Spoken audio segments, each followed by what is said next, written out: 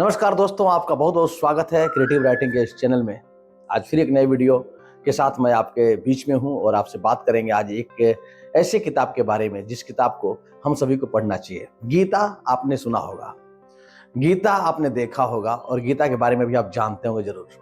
लेकिन गीता आसानी से समझना आसान बात नहीं है। गीता को समझने के लिए हमें थोड़ा सा किसी और का सहारा लेना पड़ता है। वैसे गीता पर भाष्य की भी कोई कमी नहीं है, बहुत से लोगों ने लिखा है और बहुत से लोग अपने अपने अनुभव से अपने अपने दृष्टि से उसकी व्याख्या की है, उसके एक एक सूत्रों की व्याख्या की है।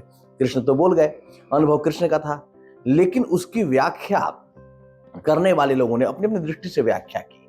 लेकिन एक और व्याख्या की मैं बात कर रहा हूं जो अद्भुत है। यदि आप उस व्याख्या को पढ़ेंगे तो निश्चित रूप से मैं कहता हूं कि आप गीता के मूल उत्स को न केवल समझ पाएंगे बल्कि कहीं ना कहीं आप उन सूत्रों को पकड़ पाएंगे जिन्हें अपने जीवन में आप उतार सकते हो भी बहुत आसानी से। और वो किताब है ये वाली किताब, ओशो की किताब है गीता दर्शन। गीता दर्शन पे ओशो ने करीब 7-8 भागों में बोला है और उसको किताब रूप में, पुस्तकाकार रूप में उसे दिया गया है, पुस्तक का आकार दिया गया है। उसे यदि आप पढ़ेंगे तो मैं यकीन मानिए, मैं कह रहा हूं कि आपको बहुत ही गहराई से गीता समझ में आएगी। कारण है, आप पूछिएगा कि ऐसा क्या है। जिस अनुभव से श्री कृष्ण गुजरे थे उसी अनुभव से यदि कोई व्यक्ति गुजरेगा, वही व्यक्ति उसका सही सही व्याख्या कर पाएगा।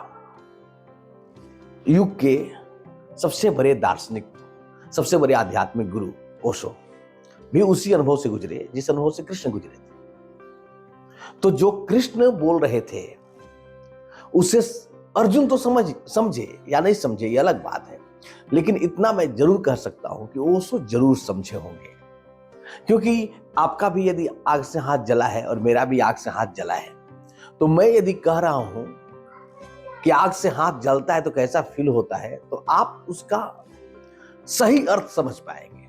इसको एक और एग्जांपल से हम स्पष्ट करते हैं। जैसे मान लीजिए कि कोई व्यक्ति है, उस व्यक्ति को रसगुल्ला खिला दीजिए और उस व्यक्ति को लड्डू भी खिला दीजिए। आप उससे पूछिए कि लड्डू कैसा लगता है, तो सीधा बोलेगा कि मीठा लगता है।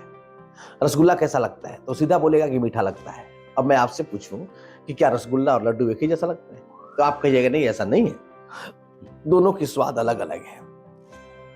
तो सही बात यह है कि जो जिस अनुभव से गुजरा है, उसी अनुभव से दूसरा आदमी गुजरा है, तो वो उसकी बात को बहुत ही बढ़िया ढंग से समझ सकता है, बहुत ही बेहतर तरीके से समझ सकता है।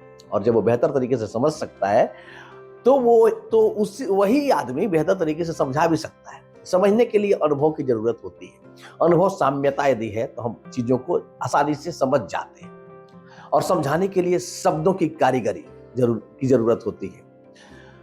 ओशो को मैं इसलिए रिकमेंड कर रहा हूं कि मैंने खुद भी पढ़ा है, और ये जिस अनुभव के धरातल पर कृष्ण खड़े होकर बोलते हैं, उस अनुभव से ये गुजर करके उस चीज को जानते हैं जो श्री कृष्ण कह रहे हैं। और दूसरा, शब्दों की जादूगरी में इनका कोई जोर नहीं है।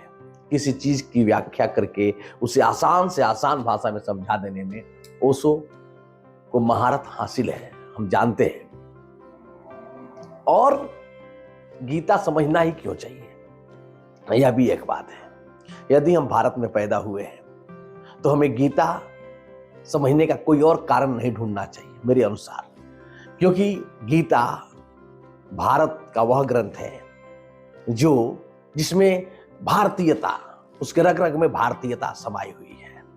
गीता को समझे बिना कोई भारतीय हो जाए, रामचरितमानस को समझे बिना कोई भारतीय हो जाए, ये मुझे नहीं लगता।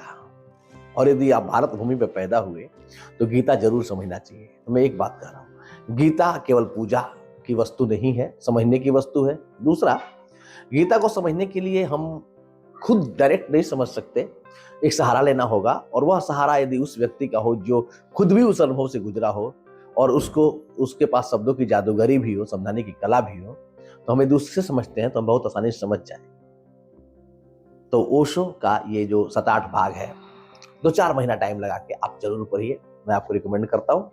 फिर एक दूसरी किताब के बारे में मैं आपको बताऊंगा अगले वीडियो में। तब तक के लिए मुझे दीजिए विदा, और आप इस किताब को मंगा लीजिए। कहाँ मिलेगा?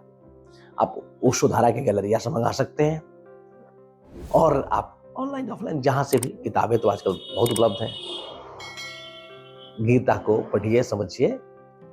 इस आशय के साथ मैं इस वीडियो को विराम देता हूं। मिलेंगे अगले वीडियो में आपसे फिर से। तब तक के लिए बहुत बहुत धन्यवाद। Thank you.